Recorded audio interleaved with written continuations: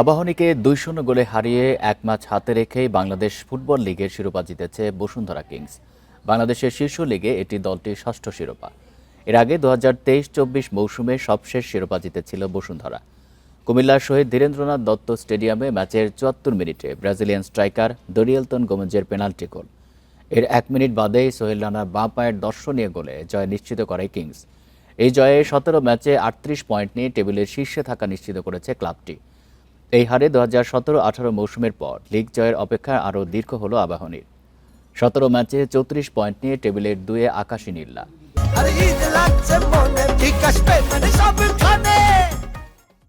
আর ২০১৮-১৯ মৌসুম থেকে টানা ৫ বার লিগ চ্যাম্পিয়ন বসুন্ধরা গত বছর মোহামেডানের কাছে শিরোপা খোয়ানোর পর এবার তা উদ্ধার করেছে।